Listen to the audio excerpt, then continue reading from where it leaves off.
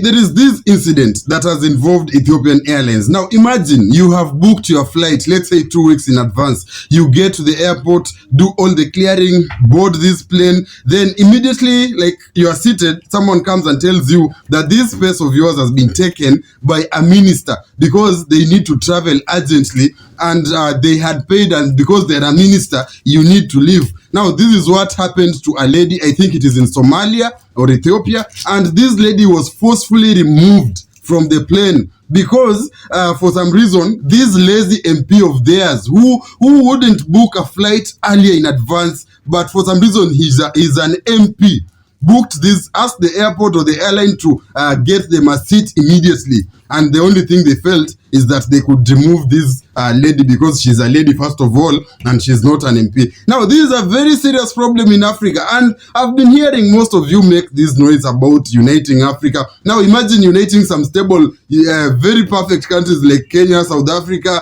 Zambia, with a country like a country which has leaders like this. Leaders who think they are gods of some sort, and because they are leaders or gods, any person, anything that they want should be given to them. They have a right to come and take your ticket because they are an MP. They can come and take your place. I think this lady should do one thing. She should file charges against this Ethiopian Airlines. And if you are any person planning to travel using this airline, please change the airline. Let's boycott this Ethiopian Airlines because it is quite sad that this is an African airline. And imagine, I'm just trying to imagine, for example, I personally booking a flight, then being told that, excuse me, Mr. Duale is behind you. He has booked this flight. He needs to travel urgently, and I now have to wake up and go outside. You know, by the time I'm leaving that plane, I'd have caused a lot of chaos and panic in that plane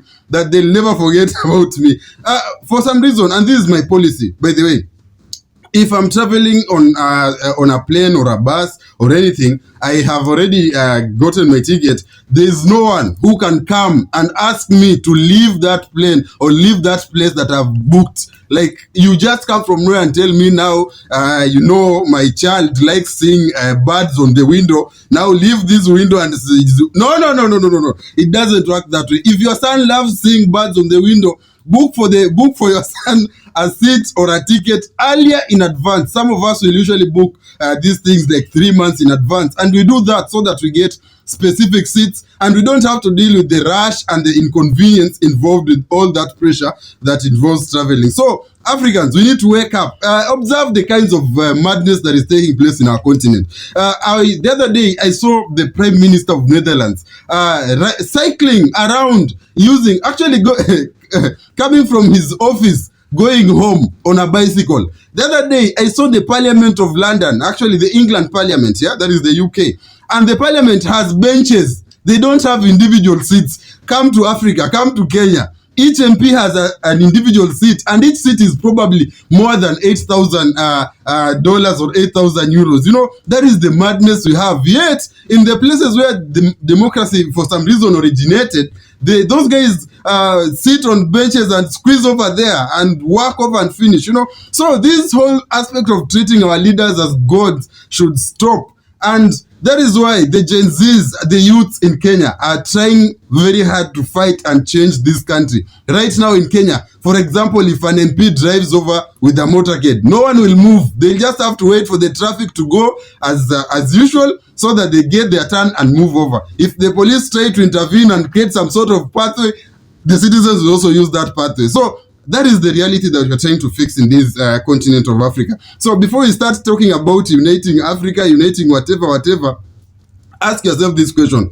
If your MP comes over, does he have a right to revoke your ticket, like make your ticket null and void because they are an MP? If your leader came over, does he have a right to just do things because they are, like, in short, are you treating your leaders like some sort of gods, very special human beings, you know?